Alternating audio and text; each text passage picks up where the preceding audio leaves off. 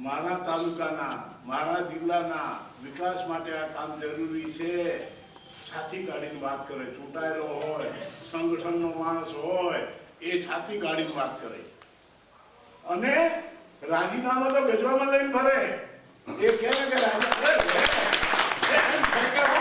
આ લઈ લે આ રાજીનામા શું કહેવા માંગે છે?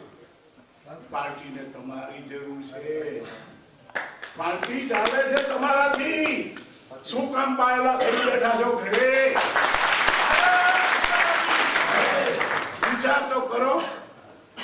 મેં ફોન કર્યો સંગઠનના મોટા પ્રમુખને, ધ્રુજે ફોન રીસર મને અનુભવ થાય. મેં કીધું તમને કઈ થાય ના જાય ભાઈ, બંધ કરી દે.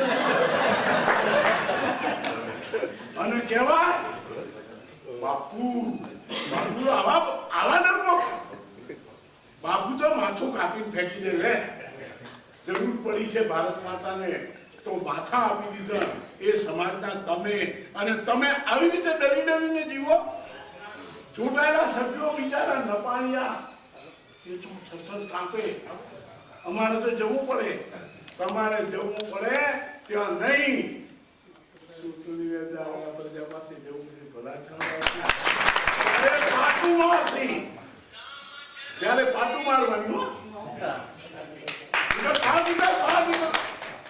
આ પરિસ્થિતિ આપણે નિર્માણ કરવી પડશે. દુઃખની વાત છે. આ બધું કહેવું પડે ગમતું નથી મને, ન છૂટકે કહેવું પડે છે. એક કાર્યકર્તાને તકલીફ હોય. હું 1970 થી કામ કરું છું, જનસંઘમાં કામ કર્યું છે. એક કાર્યકર્તાને તકલીફ હોય તો નાથા કાકા છેક અમદાવાદથી બસમાં બેસીને 8 કલાકે ધાનેરા આવે.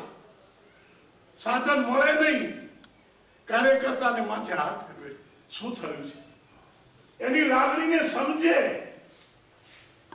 આજે અમે રડીએ છીએ, અમને કોઈએ પૂછ્યું નથી કે અમે આ નિર્ણય લઈએ છીએ. કોઈએ નથી પૂછ્યું, સંગઠનને નથી પૂછ્યું, ચૂંટાયેલા લોકોને નથી પૂછ્યું. મનસ્વી રીતે બિલકુલ મનમાં વિચાર આવી ગયો સેક્ચલીનો, અને નિર્ણય લઈ લીધો. ભાઈ એનાથી અમને શું તકલીફ થવાની છે અમને સમજાય છે, તમને કેમ નથી સમજાતી? આગ્રહ કેમ થઈ ગયા છો? આ નહીં ચાલી શકે. એના માટે આપણે નીકળવું પડશે.